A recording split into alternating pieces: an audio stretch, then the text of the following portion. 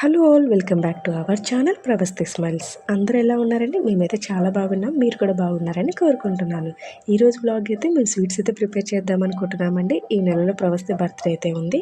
అందులోనే కార్తీక మాసం కూడా వచ్చింది కదా.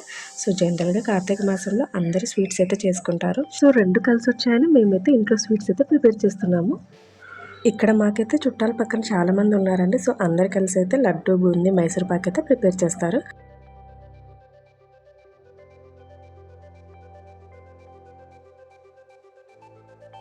ఈలోపు ప్రవస్తి అయితే నిద్ర లేచింది. బొమ్మలతో ఆడుకోమని వాళ్ళ డాడీ ప్లే మ్యాట్ అయితే వేశాడు.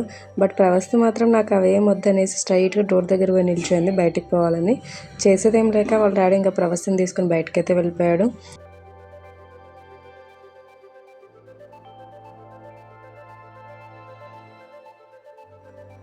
ఇప్పుడు లడ్డు ప్రిపరేషన్ అయితే స్టార్ట్ చేసాము. దీనికోసం జల్లెడ పట్టి పెట్టుకున్న 10.5 శనగపిండిని తీసుకున్నాము. ఇక్కడ చూపిస్తున్న గ్లాస్ ప్రకారం అయితే 4.5 గ్లాసుల శనగపిండికి ఒక పడి అవుతుంది. సో మేము ఒక 10.5 శనగపిండి తీసుకున్నాము.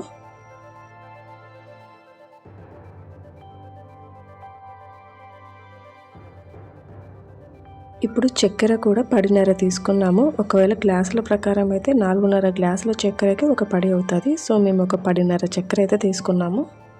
ఇప్పుడు శనగపిండిలో 1/2 స్పూన్ సోలా పొడి వేయాలి. పిండిని ఈ విధంగా ఒకసారి కలుపుకోవాలి. ఇప్పుడు కొద్దిగా నీళ్లు పోస్తూ పిండిని అంతా కలపాలి.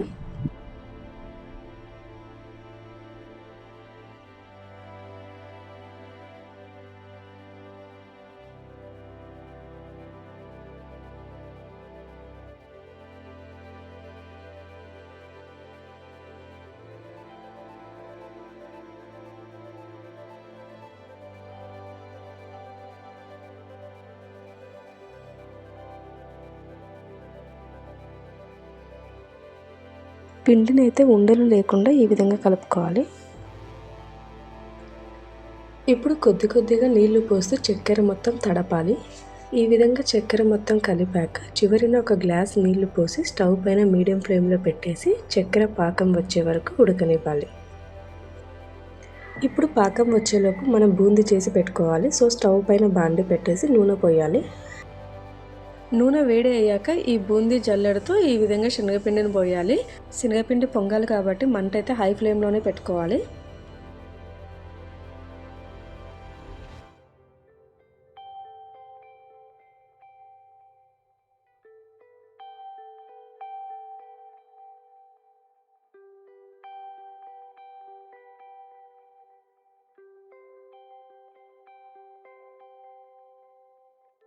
ఈ విధంగా బూందీ పచ్చివాసన లేకుండా కాల్చుకోవాలి. మరీ ఎక్కువ కాల్చొద్దు, అలానే తక్కువ కూడా కాలవద్దు. బూందీ పాకంలో వేసినప్పుడు మెదిగేటట్టు కాల్చుకోవాలి. అప్పుడు మనకి లడ్డు ముద్దలాగా కట్టడానికి వస్తుంది.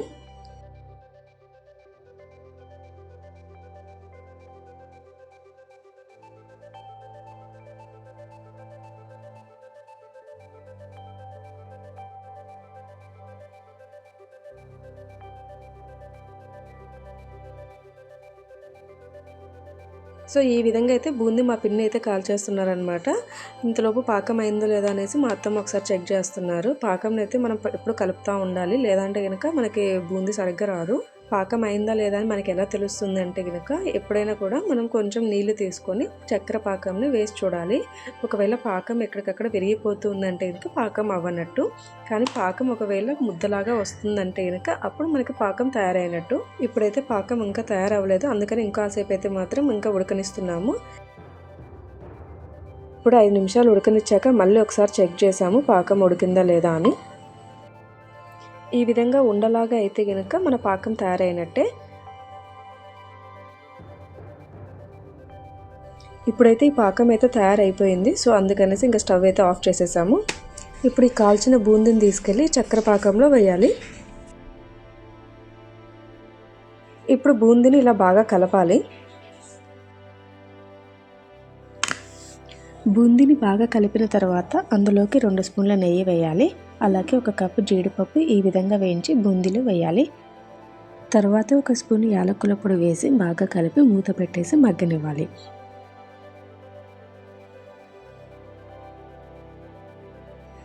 ఈ బూందీ మగ్గేలోపు బూందీ కార చేద్దామని ఒక పడి శనగపిండి తీసుకొని అందులోకి ఒక హాఫ్ స్పూన్ సోలా పొడి అలాగే 4 స్పూన్లు బియ్యం పిండి వేసేసి ఈ విధంగా కలపాలి.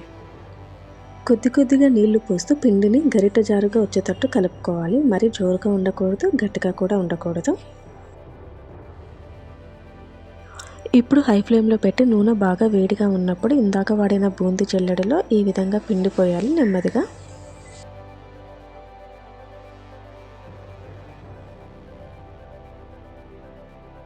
బూందీ ఈ విధంగా గోల్డెన్ కలర్ వచ్చే వరకు బాగా వేగనివ్వాలి.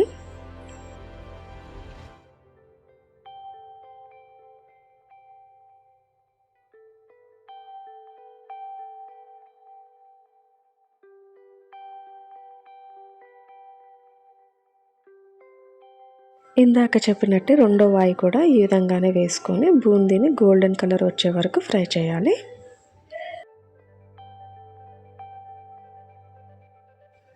ఇప్పుడు బూందీ అయితే తయారైపోయింది. ఇందులోకి ఇప్పుడు ఒక 2 స్పూన్ల ఉప్పు, 2 స్పూన్ల కారము, కచ్చాపచ్చగా దంచిన ఎల్లిపాయల ముక్కలు వేసేసి బాగా కలిపేశారు.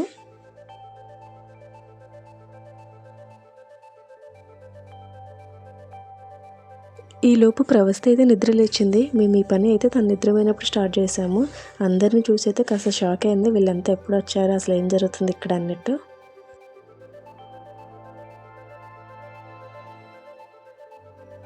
ఇప్పుడు అదే నూనెలో అరకప్పు వేరుశనగ పప్పు, అరకప్పు జీడిపప్పు, 1 కప్పు పప్పులు, అలాగే 1 కప్పు కరివేపాకు, 10 ఎండుమిరపకాయలు ఫ్రై చేసి బూందీలో కలిపేశారు.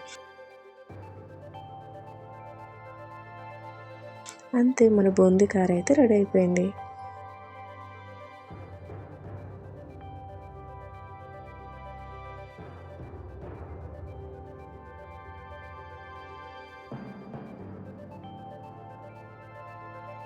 ఇప్పుడైతే బూందీ కారాన్ని ఇంకా పక్కన పెట్టేసి లడ్డూని ముద్ద కట్టడం స్టార్ట్ చేశారు.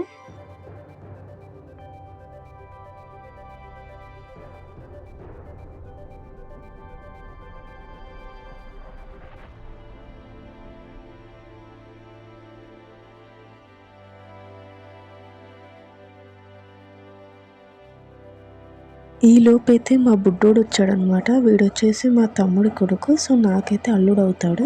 వీళ్ళందరూ ఉండడం వల్ల ప్రవస్థ అయితే మంచిగా ఆడుకుంది. అండ్ మా పనులు కూడా కొంచెం ఈజీగా అయిపోయినాయి. ఇప్పుడైతే లడ్డు కట్టడం అయితే అయిపోయింది. ఇంకా లాస్ట్ వచ్చేసి మైసూర్ పాక్ అయితే చేసాము. దీనికోసం వచ్చేసి ఒక అరపడి శనగపిండి తీసుకున్నాము. అలాగే చక్కెర వచ్చేసి ఒక పడి తీసుకున్నాము. చక్కెరని కొద్దిగా నీళ్లు పోస్తూ ఇలా తడుపుతూ మొత్తం కలపాలి. చివరిన ఒక గ్లాస్ నీళ్లు పోసి స్టవ్ పైన పెట్టేసి మీడియం ఫ్లేమ్లో పాకం వచ్చే వరకు ఉడకనివ్వాలి. అలాగే పక్క స్టవ్ మీద ఒక గిన్నెలో నూనె పోసి బాగా వేడి చేయాలి. నూనె బాగా వేడి అయినాక స్టవ్ ఆఫ్ చేయకుండా సిమ్లో పెట్టి నూనెని వేడి చేస్తూనే ఉండాలి. ఇప్పుడు ఒక తాంబూలం ప్లేట్ తీసుకొని ఇలా నూనె పూసి పక్కన పెట్టేసుకోవాలి. మధ్యలో ఇలా పాకంని కలుపుతూ తీగ పాకం వచ్చిందో లేదో చూసుకోవాలి. పాకంని ఎలా చూడాలి అంటే ఇలా ప్లేట్లో కొద్దిగా నీళ్లు పోసి పాకం వేసినప్పుడు ఎక్కడికక్కడ విరిగిపోకుండా తీగలాగా రావాలి. ఇప్పుడైతే ఈ పాకం ఇంకా తీగలాగా రాలేదు కాబట్టి ఇంకా కొద్దిసేపు అయితే ఉడకనిచ్చారు. అలాగే నూనె పక్క స్టవ్ మీద ఇలా వేడి అవుతూనే ఉండాలి. పాకం మళ్ళీ 3-4 నిమిషాలు ఉడికించాక ఈసారి తీగ పాకం అయితే వచ్చింది కాబట్టి ఇంకా శనగపిండిని వేసేసి మొత్తం కలిపేసాము. శనగపిండి ఉండలు లేకుండా ఇలా బాగా కలపాలి. కింద అడుగు అంటకుండా శనగపిండిని ఇలా కలుపుతూనే ఉండాలి.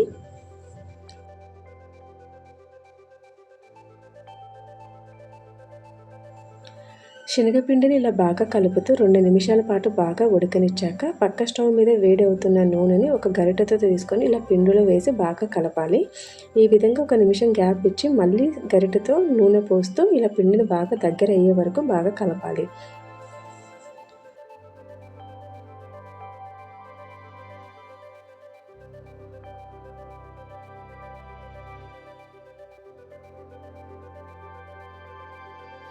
ఇప్పుడు 1 స్పూన్ యాలకుల పొడి వేసి బాగా కలపాలి. నూనెని ఒకటేసారి కాకుండా 1 నిమిషం గ్యాప్ ఇచ్చి మధ్యలో గరిటెతో నూనె పోస్తూ పిండిని కలుపుతూ ఉండాలి.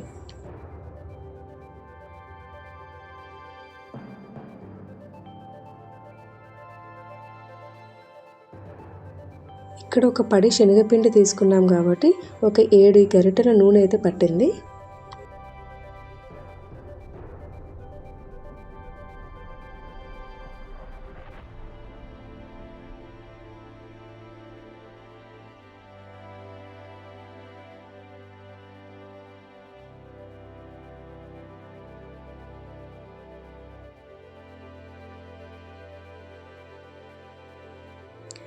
ఈ విధంగా పిండి దగ్గరికి వచ్చాక స్టవ్ ఆఫ్ చేసి ముందుగా నూనె పూసి పెట్టుకున్న ప్లేట్లో సమానంగా పిండిని పోయాలి.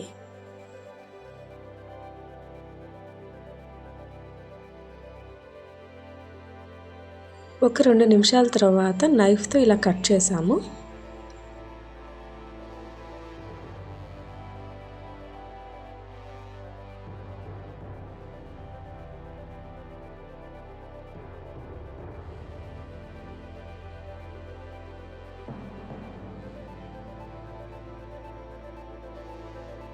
ఇలా కట్ చేసి పెట్టాక ఒక గంట సేపు అయితే పక్కన పెట్టేసామన్నమాట. ఈ విధంగా ఆరిన తర్వాత నైఫ్తో ఇలా లేపుతూ చిన్న చిన్న పీసెస్గా కట్ చేసేసుకోవాలి.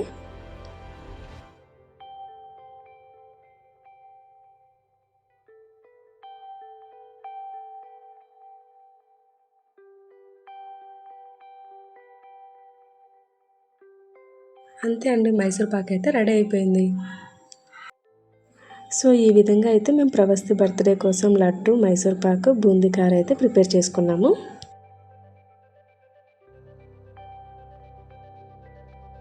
మా ఇంట్లో ఏ ఫంక్షన్ జరిగినా కూడా ఇలా అందరం కలిసి అయితే చేసుకుంటాము. అందుకే అన్ని స్వీట్స్ కూడా చాలా త్వరగానే చేసేసాము.